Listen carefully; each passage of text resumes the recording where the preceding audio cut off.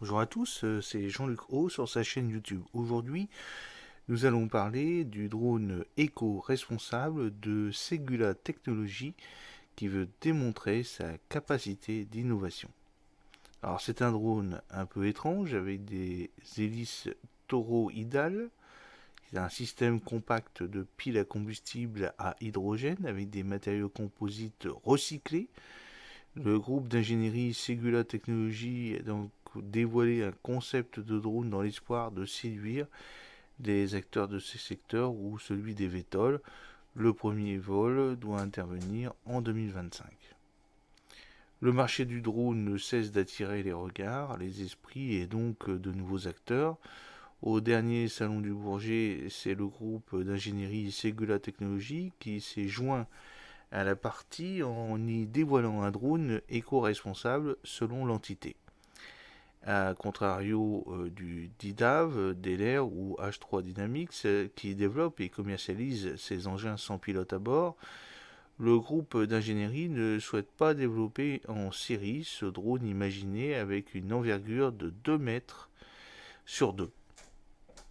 Notre volonté est de développer un drone davantage dans un rôle de démonstrateur pour présenter notre capacité d'innovation à nos prospects et pourquoi pas séduire de nouveaux acteurs du marché du drone, voire des VTOL, explique Michael Pranier, le directeur de la division commerciale dédiée à l'aéronautique chez Segula Technologies.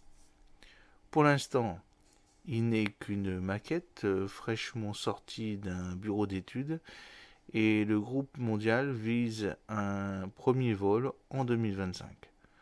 Au-delà du calendrier, c'est bien les technologies prévues pour le faire voler qui vont compter.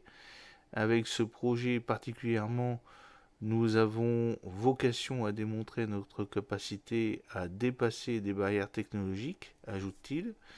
Par exemple, réduire le bruit des drones. Segula Technologies compte aussi doter son drone d'une autonomie de 5 heures en s'appuyant sur une pile à combustible à hydrogène liquide.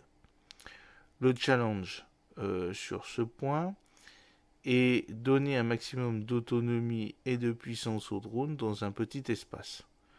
Nos équipes vont donc travailler sur la compacité du système hydrogène, sur lequel de nombreux acteurs de l'industrie aéronautique planchent déjà, commente Michael Pranier. C'est notamment l'un des défis d'un consortium toulousain qui prépare un drone à hydrogène liquide pour traverser l'Atlantique. Les enjeux sont identiques dans les rangs de Destinus, qui veut commercialiser à terme un avion hypersonique à hydrogène liquide.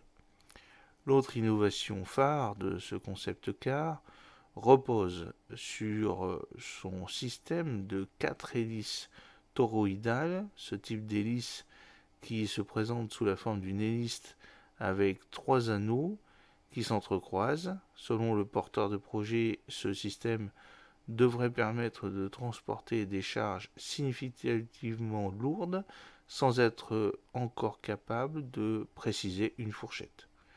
Nous menons actuellement un travail de recherche et développement avec le Conseil régional de PACA jusqu'où nous pouvons aller avec ces hélices, précise le directeur commercial.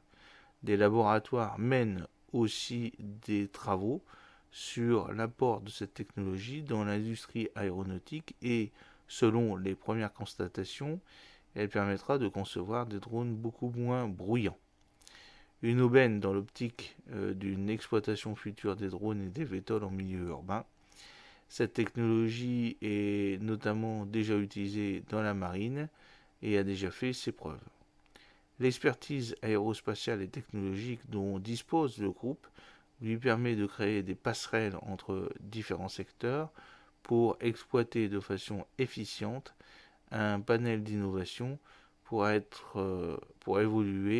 évoluer les appareils, précise l'entreprise.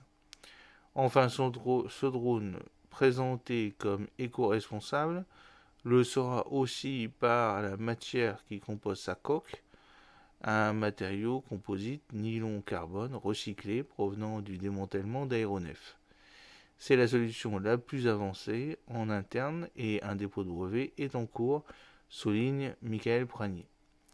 Le recyclage de ce matériau apparaît lui aussi comme un défi de l'aéronautique de demain, étant donné que, utilisé de manière croissante dans l'industrie aéronautique et spatiale, il faut bien un débouché pour ces déchets.